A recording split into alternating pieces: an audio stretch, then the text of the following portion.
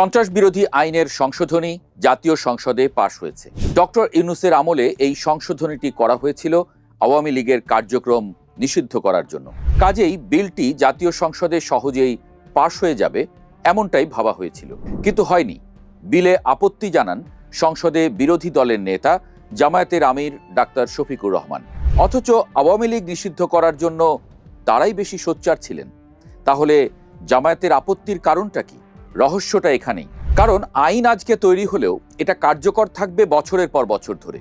এই আইনে গণহত্যার সাথে জড়িত সংগঠনের নিষিদ্ধের সুযোগ আছে। এখানেই কি জামায়াতের ভয়? ডক্টর ইউনূসের অন্তর্বর্তী সরকার অধ্যাদেশের মাধ্যমে সন্ত্রাস বিরোধী আইন সংশোধন করে। আগে সন্ত্রাস বিরোধী আইনে সংগঠনের কার্যক্রম নিষিদ্ধের বিধান ছিল না। তখন বিধান ছিল কোনো ব্যক্তি বা সংগঠন সন্ত্রাসী কাজের সঙ্গে জড়িত থাকলে সরকার প্রজ্ঞাপন দিয়ে ওই ব্যক্তিকে তালিকাভুক্ত করতে পারে বা সত্তাকে নিষিদ্ধ ঘোষণা করতে পারবে।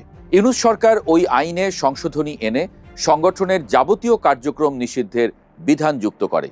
এরপর আন্তর্জাতিক অপরাধ ট্রাইব্যুনালে আওয়ামী লীগের নেতাকর্মী এবং সংগঠন হিসেবে আওয়ামী লীগের বিচার শেষ না হওয়া পর্যন্ত দলটির কার্যক্রম নিষিদ্ধ করে গেজেট জারি করা হয়। ইউনূস আমলের এই অধ্যাদেশটিকেই আইনে রূপ দিতে জাতীয় সংসদে বিল পাশ হলো। তবে পাশ হওয়ার আগে কিছু ঘটনা ঘটেছে যা বেশ কিছু প্রশ্ন তৈরি করেছে।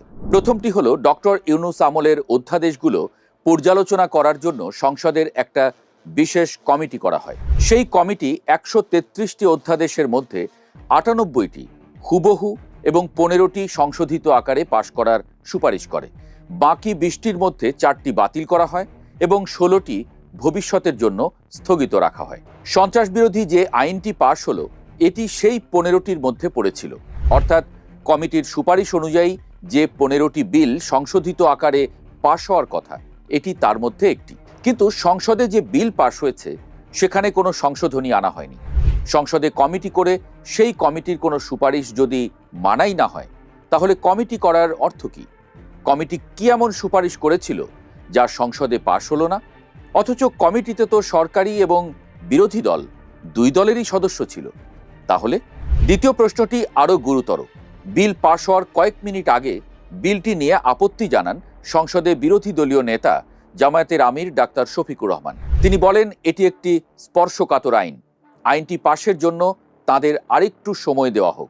সংসদীয় গণতন্ত্রের নিয়ম অনুসারে সংসদ না থাকলে যে অধ্যাদেশ জারি করা হয় তা সংসদ বসার ১ মাসের মধ্যেই পাশ করিয়ে নিতে হয়। সেই হিসাবে ১ বছর আগে যে সংশোধনীটি আনা হয় সেটি জামায়াতের আমির সহ সবাই ১ বছর ধরেই পর্যালোচনা করার সুযোগ পেয়েছেন। সংসদ বসার পর যে বিশেষ কমিটি করা হয় তাতে গাজী নজরুল ইসলাম, রফিকুল ইসলাম খান সহ জামায়াতের বেশ কয়েকজন এমপি আছেন। তারা এতদিন বিষয়টি দেখলেন না কেন? আসল কথাটি অবশ্য বলেছেন স্বরাষ্ট্রমন্ত্রী সালাউদ্দিন আহমদ। বিলটি উত্থাপনের সময় তিনি বলেন, বিলটি গণহত্যাকারী সন্ত্রাসী সংগঠনের নিষিদ্ধকরণ সংক্রান্ত সংশোধনী। আগের যে সন্ত্রাস বিরোধী আইন ছিল তা সংশোধনের জন্য। এখানেই জামায়াতের যত ভয়।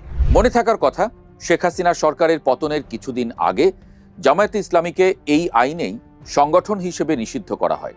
যেসব যুক্তিতে জামায়াতকে তখন নিষিদ্ধ করা হয়, ভবিষ্যতে কোনো সরকার চাইলে ওই যুক্তিতেই জামায়াতকে আবারও নিষিদ্ধ করতে পারে। বিশেষ করে ৭১-এর গণহত্যার দায় এবং মানবতা বিরোধী অপরাধে আন্তর্জাতিক ট্রাইব্যুনালে জামায়াতের বিচারের কথা বহুল আলোচিত একটি বিষয়। অন্তর্বর্তী সরকারের সময়ে এই বিচার হয়নি মানে কোনোদিনই যে আর হবে না তা কেউ গ্যারান্টি দিয়ে বলতে পারে না। বিশেষ করে আইনে যদি সেই সুযোগ থাকে তাহলে জামায়াতের ভয়ের কারণ তো আছেই। এই কারণেই কি আইন পাশের সময় শেষ মুহূর্তেও জামায়াতের এত দ্বিধা?